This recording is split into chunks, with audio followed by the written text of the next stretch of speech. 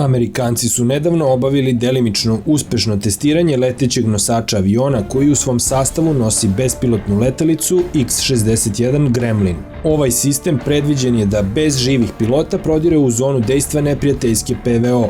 U prilogu koji sledi razmatramo koliko je ova opasnost ozbiljna za Rusiju i da li najavljeni sistem S-550 može biti upotrebljen za njeno odvraćanje. Američki projekat Dynetics početak je stvaranja nove vrste vazduhoplovnih nosača aviona za bespilotne letelice koji će da prilaze liniji dejstva neprijateljske PVO, a da je pritom neće prelaziti. To će biti tačka sa koje će se dronovi lansirati za potrebe izviđanja ili napada. Nakon izvršenog zadatka, preživjeli dronovi vraćat će se na svoj leteći nosač radi uzimanja goriva, raznih punjenja ili povratka na bazu.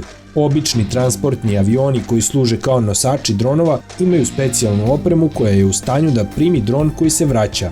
Takav sistem omogućuje da se prvo ne rizikuje životima pilota i drugo da se suštinski poveća borbeni radijus dejstva bespilotne letelice tako što će one biti prevezene direktno do cilja.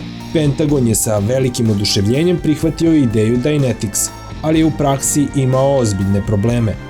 Tokom nebrojenih testiranja naprava koja treba da prihvati dron, nikako nije mogla da uhvati dron koji je leteo pored aviona. Na ispitivanjima u novembru prošle godine dogodio se dugo očekivani prodor. Jedan od dva drona bio je uspešno uhvaćen i prebačen u transportni odsek, dok je drugi koji nije bio uhvaćen pao na zemlju. Bez obzira na sve, reč je o ozbiljnom napretku, pa se zato prirodno nameće pitanje koliko je to opasno za Rusiju.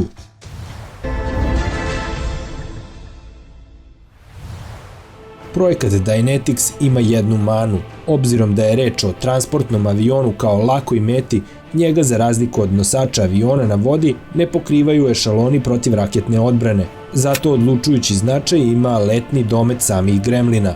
Perspektivni planovi kažu da on treba da dostigne 926 km, iako za sad ne mogu da dosegnu ni 500.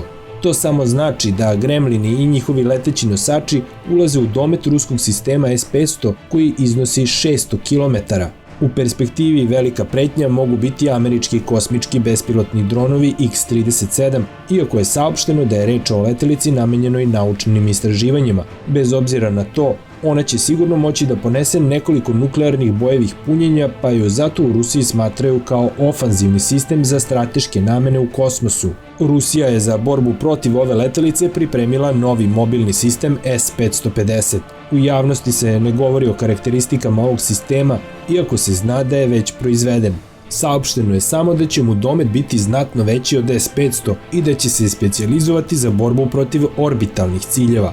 Rusija je nedavno u kosmosu demonstrativno uništila stari sovjetski satelit, zbog čega je Zapad burno protestvovao. To je samo malo iznenađenje u odnosu na ono što tek predstoji.